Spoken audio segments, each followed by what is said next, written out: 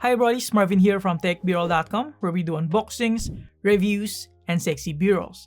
And today we're gonna take a look at the Gateron Cup Milky Yellow switches, and we're gonna test it out with the Keychron K6 65% hot swappable wireless mechanical keyboard. Pretty much a good budget combination if you're just starting out with the hobby. The Gateron Cup Milky Yellow switches comes with pre-applied lubricant, which is awesome for beginners so that they can have a bit of an idea how lube switches sound without going the extra mile of doing it themselves.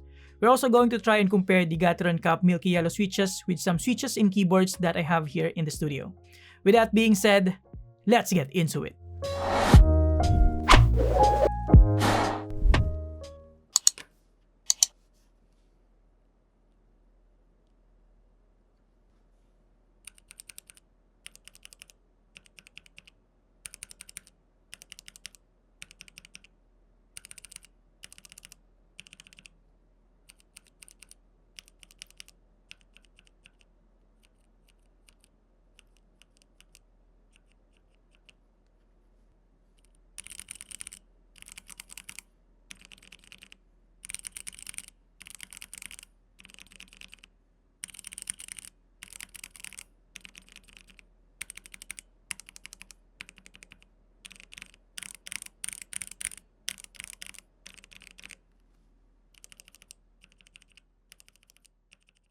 Full disclosure, Keychron sent me their Keychron K6 V3 and a couple of these 35 set Gateron Cup Milky Yellow switches. The packaging for the Keychron K6 V3 is pretty good for a pre-built keyboard with neat branding and information around the box. Upon opening the slide-up type packaging, the first thing that you'll notice is a thin foam cover, and removing that reveals the rest of the package contents. Here we have a wire keycap puller, a braided USB Type-C cable with an angled plug. We also have a set of replacement keycaps with Windows Legends since this keyboard supports both Windows and Mac OS. We also have a rather thin switch puller since this keyboard is hot swappable. Next, we have the Keychron K6 V3 itself, but let me just put it aside as we take a look at the rest of the contents here. So we have a reminder here to make sure the pins are straight before pushing it into the hot swap socket. Next, we have the sort of guide for different functions that we're going to discuss a bit later. And lastly, we have the user manual. At first look and touch, for an $89 pre-built keyboard, the build construction is actually quite decent without much flex on the body, even though it is made out of plastic. But honestly, if I would have to pick, for only an additional $10, I'll go for the aluminum variant. Nevertheless, this is still pretty well built, with a weight of around 543 grams. Now, flipping it on the front side, as you can tell, it features a high-profile case design, which essentially means the switches are hidden for a cleaner look. Flipping it on its side, we have the ports and switches. We have the USB Type-C port, the operating system switch, and the wireless, wired and off combo switch.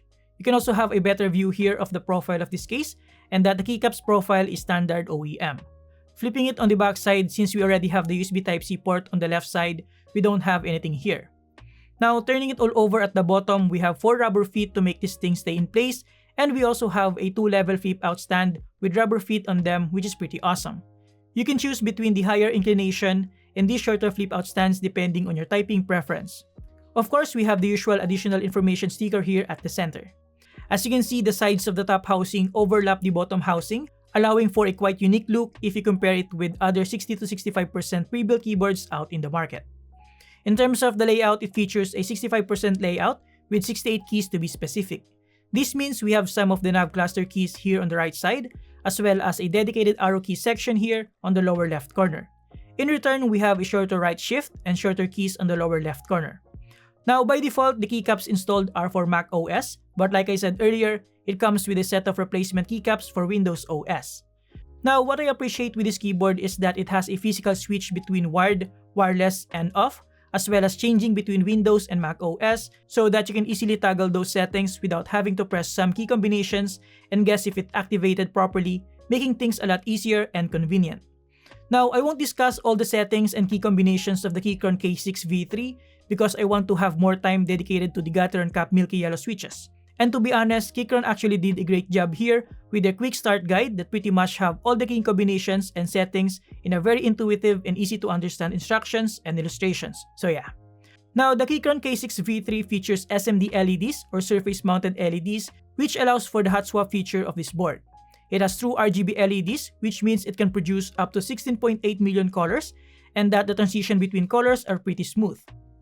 Moving on in terms of the keycaps, this is probably one of the things that I'm not happy about with this keyboard, as it only uses single material ABS plastic with printed legends, so not only the legends can easily fade over time, but the keycap itself will also shine much easier compared to PBT plastic.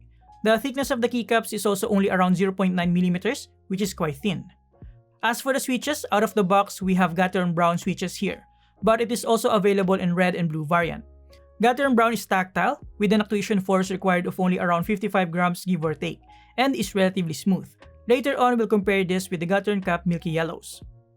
Now, the stabilizers are also another thing that I particularly don't like about this keyboard, as it has a lot of noticeable rattles, especially on the spacebar. Alright guys, so with the unboxing, parts overview, and quick review of the Keychron K6 out of the way, let's finally check out the Gateron Cap Milky Yellow switches. Now, what I instantly love about these Gateron Cap Milky Yellow switches is the awesome packaging.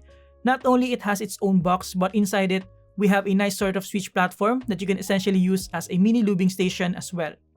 At first look and touch, I'd say these Gateron Cap Yellow Milky switches feel smooth enough, but not entirely smooth if I compare it with some of the switches that I personally lube. However, what I observed is that over time, as I use these switches, it starts to gradually become smoother.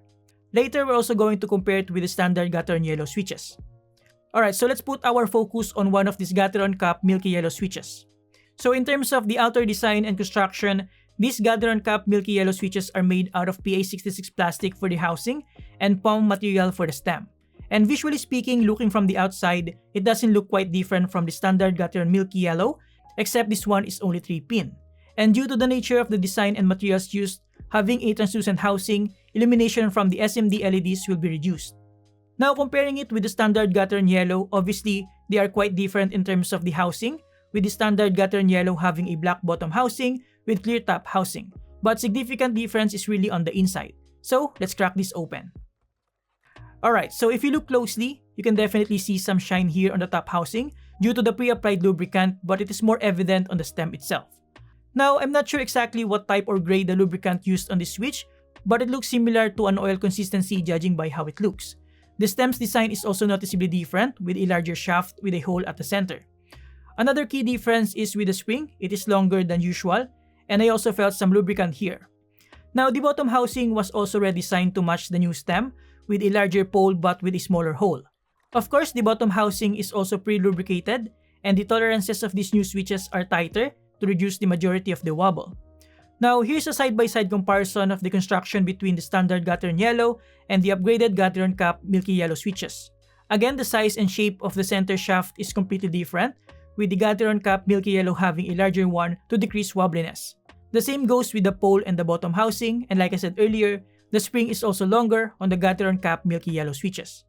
Alright guys, with the switch teardown and comparison out of the way, let's mount this on the Keychron K6 V3 and do some typing tests and actual sound test comparisons. By the way, I appreciate that the plate and PCB on the Keychron K6 V3 are color black, allowing for a stealthy and clean look. Another thing worth mentioning is that having a hot swap keyboard like this, in my opinion, is a great choice for beginners, so that they can easily swap out different switches until they find the right switch for their preference. Alright guys, so let's do some typing test so that you can have an idea of how this Gateron Cap Milky Yellow switches sound.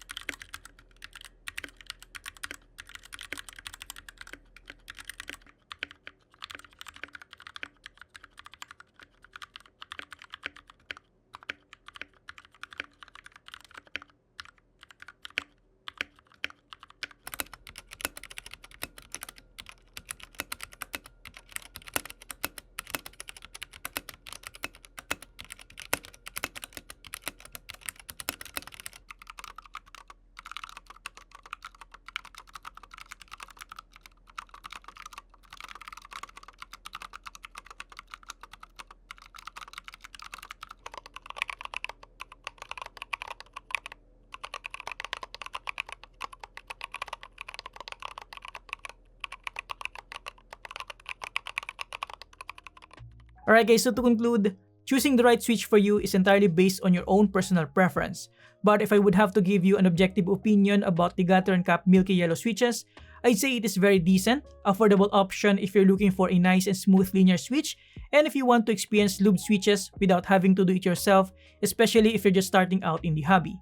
The pre-applied lubricant is substantial enough to feel a significant difference, both in terms of sound and feel, and I also think the changes or upgrades to the overall design and construction are a welcoming improvement compared to the standard Gateron Yellow.